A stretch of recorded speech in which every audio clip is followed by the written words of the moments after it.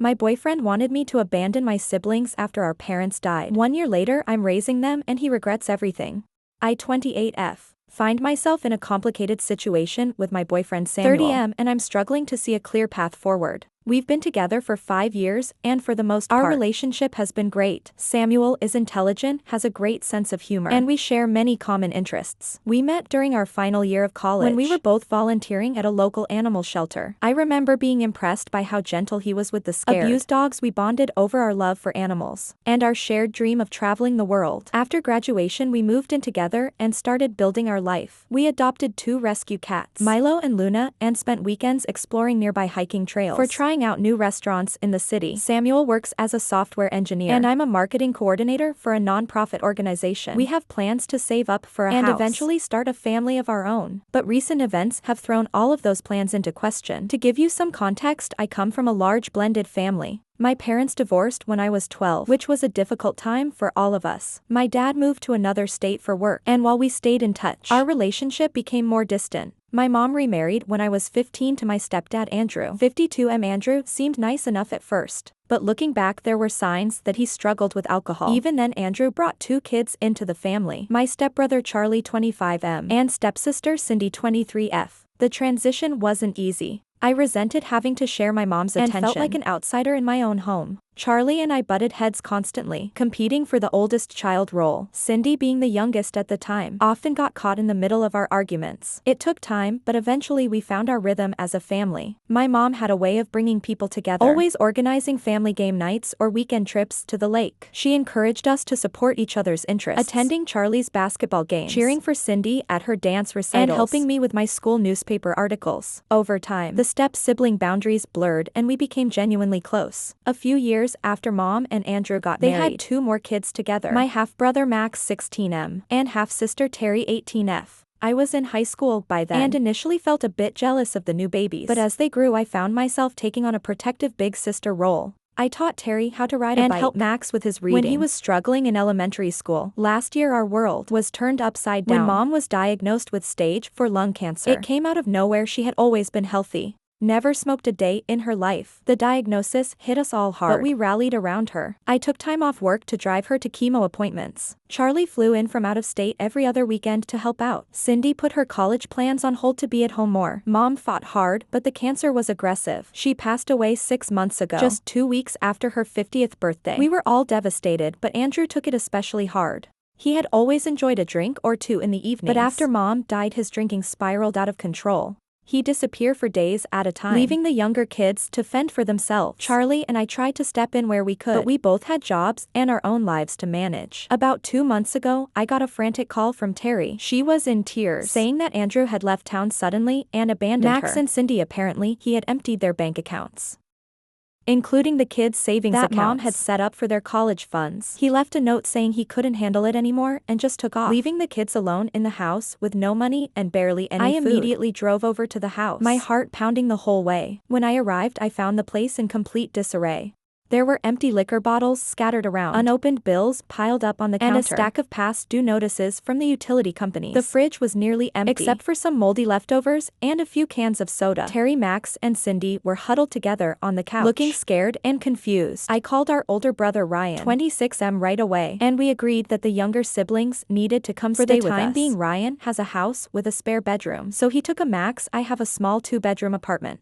But I told Terry and Cindy they could stay with me. It was a tight squeeze, but we made it work. I had to take a leave of absence from my job to help get the kids settled and deal with all the legal and financial issues that came with Andrew's abandonment. This is where the problems with Samuel started to surface. When I first told him about the situation, he was supportive. He helped me set up the spare room for the girls and even went grocery shopping to stock up on their favorite foods. But as the weeks went on, and it became clear that this wasn't just a short-term arrangement, Samuel started to get frustrated. He complained about the lack of privacy, saying he felt like he couldn't relax in his own home anymore. He grumbled about the increased grocery bills and utility costs. But what hurt the most was when he accused me of neglecting our relationship. To focus on my siblings, I tried to explain to Samuel that this was a family emergency, that I didn't have a choice. These kids had no one else. Our dad has his own new family now and lives across the country. Andrew's family washed their hands at the situation, saying they had their own problems to deal with. It was up to me and Ryan to step up and be there for our younger siblings. But Samuel kept pushing back. He said I was parenting my adult siblings and enabling them to be dependent on me. He suggested we look into putting Max in foster care and finding a women's shelter for Terry so we could get our lives back to normal. I was shocked that he would even suggest such a thing. These are my siblings, not some random kids we could just ship off to strangers. I told Samuel absolutely not, that my siblings were staying with us and that if he couldn't support me through this difficult time, then maybe we needed to re-evaluate our relationship. He accused me of being irrational and said I was choosing my family over him. I don't see it that way at all. I'm just trying to do the right thing and be there for my siblings when they need me most now. Samuel is threatening to move out if I don't set some boundaries with my siblings. He says he didn't sign up for instant parenthood and that we're putting our life plans on hold for my family's drama. Part of me understands his frustration. This isn't what either of us planned for our late 20s, but a bigger part of me is disappointed and hurt that he can't see how important this is to me. I'm at a loss for what to do.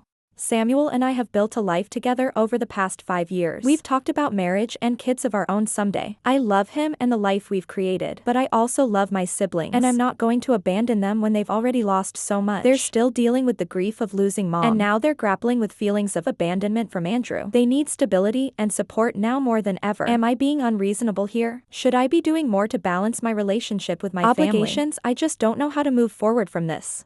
Any advice would be appreciated. Update 1. Thank you all for the supportive comments on my original post. I really appreciate it hearing your perspectives and advice. It's been about a month since I last posted, and I wanted to give an update on the situation as a lot has happened. After reading through all of your comments, I realized I needed to have a serious, in-depth conversation with Samuel about our relationship and the current circumstances with my siblings. I asked my aunt to watch the kids for an evening so Samuel and I could have some uninterrupted time to talk. I started by acknowledging that I hadn't been as attentive to relationship and lately, that the sudden change in our living situation was difficult. I explained again how important it was to me to be there for during my family, this crisis, drawing parallels to how supportive his family had been when his dad was sick a few years ago. I also opened up about my own struggles, the grief of losing mom, the anger and betrayal I felt towards Andrew, and the overwhelming responsibility I now felt for my younger siblings. I admitted that I was scared and unsure about the future, but that I knew in my heart I was doing the right thing. Samuel listened, and for a moment I thought we might find a way to work through this.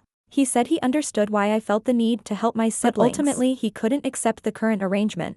He said he felt like our life plans were being derailed and that he didn't sign up to be an instant parent to my teenage siblings. We spent hours talking, trying to find a compromise. I suggested maybe we could look for a bigger apartment or set up more structured alone time for us. But Samuel was adamant that he wasn't ready for this level of family responsibility. He said he needed to think about whether he could continue in this relationship. Long term, it was a painful conversation. But as we talked, I realized that our values and priorities just weren't aligning anymore. As much as I care for Samuel, I know I'm doing the right thing for my family. I can't and won't abandon my siblings when they need me most. The next day, Samuel packed up some of his things and moved in with a friend. He said he needs time to think about everything. I'm sad, but also feeling a strange sense of relief. The tension in the apartment had been palpable, and now I can focus on my siblings without feeling guilty about neglecting my relationship. In the meantime, I've been focusing on getting Terry, Max, and Cindy settled into a routine. We found a lawyer who specializes in family law to help us navigate the legal issues around Andrew abandoning his parental responsibilities. It turns out he not only emptied the household accounts, but also cleared out college funds that mom had set up years ago. We're working on tracking him down and seeing what legal recourse we have. I also reached out to my mom's side of the family for help. My Aunt Susan 55F has been amazing. She's been coming over regularly to help with cooking, laundry, and just giving the kids some extra emotional support. My cousins have also stepped up, taking the kids out for fun activities on weekends to give me a bit of a break. Work has been surprisingly understanding about my situation. My boss lost his own parents at a young age, so he's been incredibly empathetic. They've allowed me to shift to a part-time work-from-home arrangement. For now, it's a bit of a financial hit,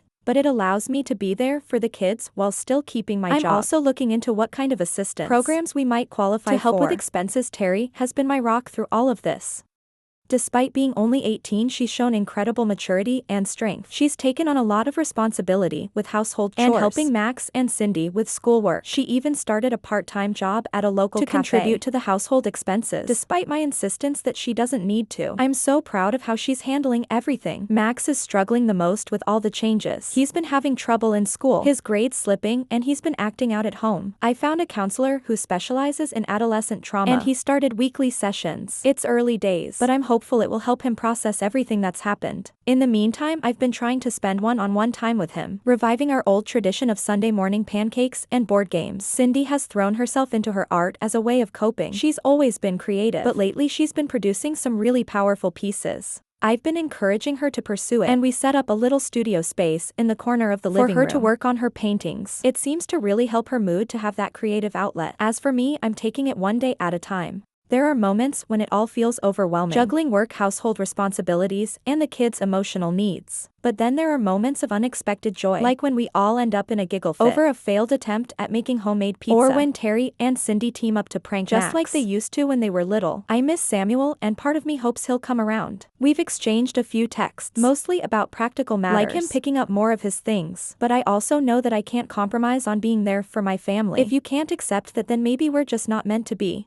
For now, I'm focused on healing and creating a stable home for my siblings. Thank you all again for your support and advice. It's been a comfort knowing I have this community to turn to during tough times. I'll update again if there are any major developments. Update 2: It's been about 3 months since my last update, and I wanted to share some developments in our situation. First, the good news. We finally heard from Andrew. He reached out to his sister, apparently feeling remorseful about leaving the kids. It turns out he's been in rehab for the past 2 months, getting treatment for his alcohol addiction. While I'm glad he's getting help, it doesn't erase the harm he's caused. We're proceeding cautiously and have made it clear that he needs to make amends and prove he can be responsible before he can be part of the kids' lives again. Andrew has agreed to pay back the money he took from the college and household accounts. It's going to take time, but at least it's a start. We're working with a mediator to set up a formal agreement and repayment plan. The kids have mixed feelings about Andrew's return. There's a lot of hurt and betrayal to work through. On the home front, things have settled into a routine.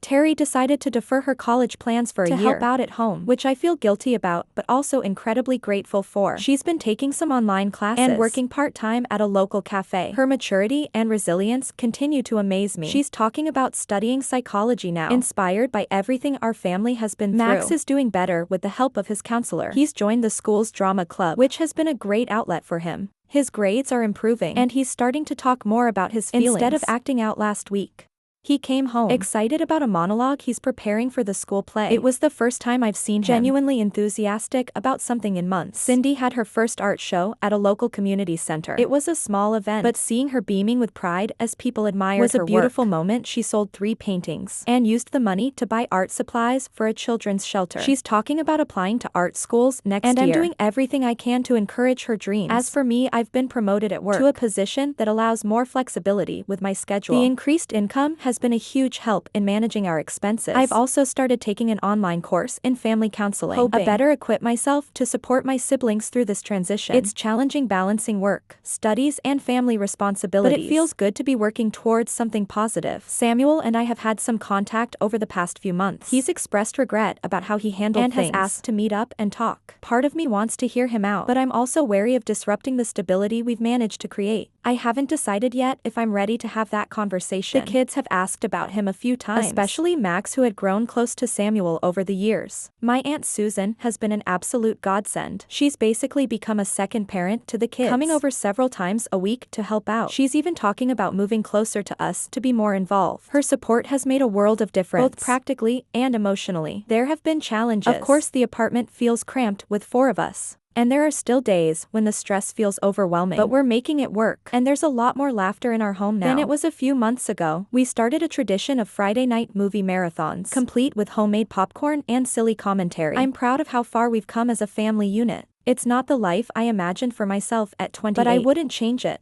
My siblings are thriving despite everything they've been through, and that makes all the sacrifices worth it. We're not just surviving anymore. We're starting to build something new together. Thank you all for your continued support and advice. It's been a comfort knowing I have this community to turn to during tough times. I'll update again if there are any significant changes in our situation. Update 3: It's been 6 months since my last update, and I wanted to share some final thoughts on our journey. The biggest news is that we've moved with Andrew's repayments and my increased income. We were able to rent a small house in a nice neighborhood. Having more spaces made a world of difference for everyone's mood and well-being. Each kid now has their own room, which has really helped with privacy issues and given them a sense of personal space. We even have a small backyard where we started a vegetable garden. It's become a fun family project and a great way to teach the kids about responsibility and patience. Terry has decided to start college this fall. She'll be living on campus, but close enough to visit often. I'm so proud of her for balancing her own goals with family responsibilities. This past year, she's planning to major in social work. inspired by our experiences and the help we received during tough times. It's bittersweet to see her go, but I know she's ready for this next chapter. Max is thriving in high school now. He made the honor roll last semester and has a close group of friends from the drama club. His confidence has grown so much. Last month, he landed the lead role in the school play. His relationship with Andrew is still strained, but they're working on it in family therapy sessions. It's slow progress, but I'm hopeful. Cindy got accepted into a prestigious art program. For high school students, her talent continues to flourish. And she's talking about studying art therapy in college to help other kids who've been through trauma. She's even started volunteering at a local children's hospital, doing art projects with long-term patients. Seeing her find purpose in her pain has been incredibly moving. Andrew has maintained his sobriety and is slowly rebuilding relationships with the kids. He's moved back to town and sees them regularly. Under supervised visits, it's a work in progress, but he's putting in the effort. He's attending AA meetings regularly and started volunteering at a homeless shelter. The kids are cautiously optimistic, but it will take time to rebuild trust. As for Samuel, we did meet up a few months ago. While it was good to get closer, we both realized we've grown in different directions. Our priorities and life goals just don't align anymore. We parted on friendly terms, but I know now that our relationship had run its course. It was painful, but I feel at peace with the decision. I completed my family counseling course, and I'm considering pursuing a degree in social work. This experience has shown me how much I enjoy helping families navigate difficult times. I've even started volunteering in a support group for young adults who are caring for younger siblings. Looking back, I'm amazed at how much has changed in a year. There were moments when it felt impossible, but we made it through together. My siblings and I are closer than ever, and while our family looks different now, it's strong and full of love. We still have challenges, of course. There are days when the responsibility feels overwhelming or when grief hits us unexpectedly, but we've learned to lean on each other and to celebrate the small victories. Last week, we had a family game night that ended in a massive pillow fight, something that wouldn't have seemed possible a year ago. I've learned so much about resilience, love, and the true meaning of family through this experience. It wasn't the path I expected my life to take, but I wouldn't change it. Seeing my siblings heal and thrive, despite everything they've been through, has been the most rewarding experience of my life. To anyone out there facing similar challenges, know that it does get better. With love, patience, and perseverance, you can build something beautiful out of even the most difficult circumstances. It's not always easy, but it's worth it. Thank you all for being part of this journey with me. Your support and advice have been invaluable. While this will be my last update, I'll carry the lessons I've learned from this community with me always. Here's the new beginnings and the families we choose to build.